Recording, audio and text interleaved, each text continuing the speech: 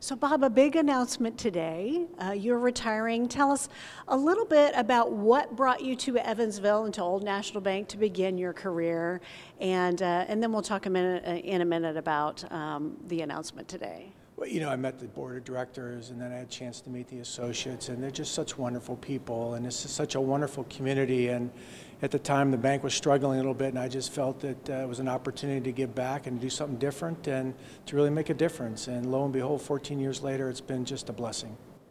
And we've seen Old National just grow exponentially. We've seen a lot of change. You've brought some banks on. You've divulged, divested of some banks. So tell us about what drove that growth. What drove the vision for Old National Bank that you had? Well, our vision is to be a community bank, is to give back every day and make a difference in our communities and make our community stronger. And to do that, you need size, and scale is important. But probably most importantly is that Evansville's been home for 185 years, and by getting bigger and stronger, we're going to be here for another 185 years. I know you're very, very involved in the community. You've really embraced the community from the minute you stepped into Evansville. So tell us a little bit about your affinity for this community and what prompted you to get so involved. Well, I would argue the community embraced me, and they were so welcoming when we got here. They welcomed myself, my daughter, my wife, and it's just a blessing for us. And you know, part of that blessing is for us to give back. I've always been a big believer in you pay it forward, and so Lisa and I have just always committed to pay it forward and to give folks a better place. I know you're talking with your associates later on today. What's one of the messages, or what's some of the messages you will pass on to them as you are passing the torch to the next president CEO? Yeah, so the biggest message is thank you. Thank you for all they've done. Thank you for the blessing they've given us. But more importantly, the optimism I have for the future. Jim Ryan, Jim Sangren, Brendan Falconer are going to be a terrific management team.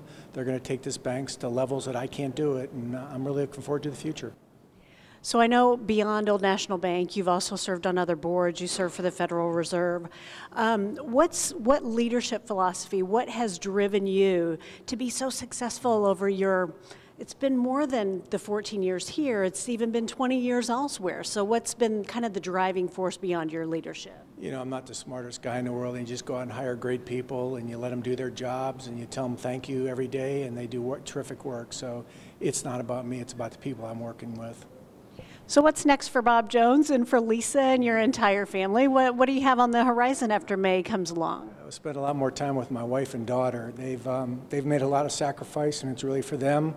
I'll be cutting a lot of grass, maybe doing a lot of dishes, vacuuming, and I'm on a fixed income now, so I got to do what I have to do. So it's all good.